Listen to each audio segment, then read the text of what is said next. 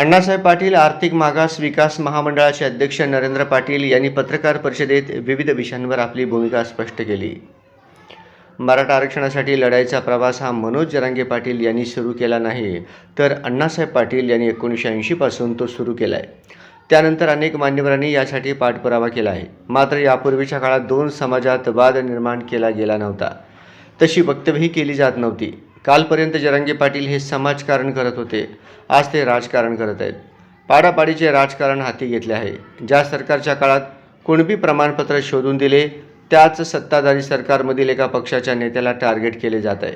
विशिष्ट पक्षाच्या विरोधात आंदोलने केली जात आहेत असा आरोप करतानाच आता मराठा समाज सावध झाला आहे. मनोज जरांगे पाटील हे एका व्यक्तीला टार्गेट करत आहेत.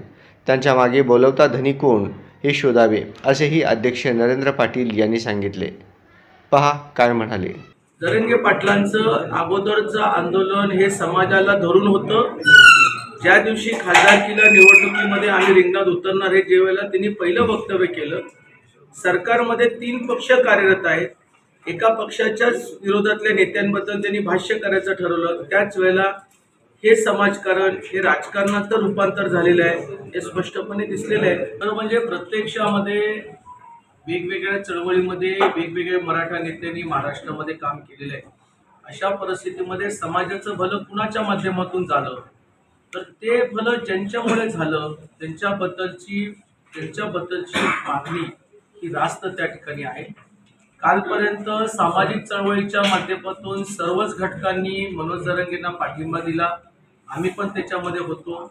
परंतु ज्या वेळेला त्यांनी राजकीय पक्ष पाडापाडीचं राजकारण, खासदारकीला पाडणार, आमदारला उमेदवार उभे करणार, हे जो पूर्णपणे संकेत आहेत हे कुठेतरी विशिष्ट पक्षाच्या विरोधामध्ये हे आंदोलन छेडलेलं आहे.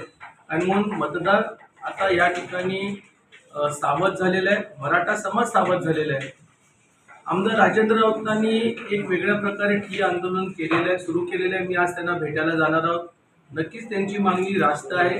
विशेष अधिवेशन राज्याच्या मुख्यमंत्र्यांनी या ठिकाणी आचारसंहिता लागवायच्या अगोदर त्या ठिकाणी बोलवलं पाहिजे. आणि प्रश्न काय आहे, जरांगे पाटलांच्या मागणी आहे की मराठा समाजाला भरभरून दिल्यानंतर तरीही मराठा समाजाने कुठे जायचं ते मराठा समाजाने ठरवलं पाहिजे. त्याच्यामध्ये मी सांगू शकत नाहीये की कुणाच्या मतदारसंघात जाऊन काय करायचं. ते प्रत्येक मराठ्यांना आपलं कसं नेतृत्वाने कसं ठेवायचं हे त्यांना माहिती. आम्ही मगाशी सांगितलं ना, कालपर्यंत हे आंदोलन सामाजिक चळवळीपुरतं मर्यादित होतं. आता त्याला राजकीय वळण लागलेलं आहे. राजेंद्र राऊत कोण आहे? मराठा आहे. राजेंद्र राऊतांनी विधानसभेमध्ये वेळोवेळी मराठा समाजाला आरक्षण मिळालं पाहिजे हे भांडलेत. मुख्यमंत्र्यांच्या गाड्या अडवलेल्या आहेत. उपमुख्यमंत्री देवेंद्र फडणवीस साहेब, उपमुख्यमंत्री अजितदादा पवारांना ते भेटलेले आहेत. त्यांच्या मतदारसंघामध्ये मराठा समाजासाठी मराठा भवन त्यांनी तयार केलेलं आहे. हा त्यांचं योगदान नाही का? त्यांचं पण त्या ठिकाणी योगदान आहे. म्हणून ते करतात ते पण योग्य आहे, बाकी करतात त्यांना त्यांच्या पद्धतीने करू दे. तुम्ही विचारलेल्या प्रश्नाचं उत्तर तुमच्याकडेच आहे की आपण सरकारमध्ये त्या ठिकाणी मागणी करत असतो, पण सरकारच्या एका पक्षाला आणि एका व्यक्तीला ज्या वेळेला टार्गेट करतो त्याच्यामुळे पूर्णपणे लक्षात येतं की हे समाजकारण नसून हे राजकारण आहे.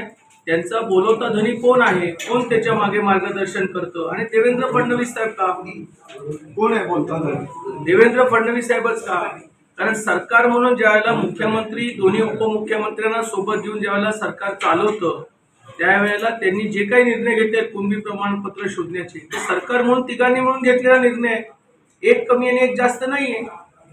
त्याच्यामुळे मनोज जरांगे पाटील जाणीवपूर्वक एका व्यक्तीला टार्गेट करतात. ह्याचा अर्थ कळतं सगळ्यांना, मला सांगायची गरज नाहीये. बोलता धनी कोण आहे ते तुम्ही त्यांना विचारा. निवडणुकीच्या वेळेलाच हे सगळं उघडकीस येते, अगोदर कधी येत नसते.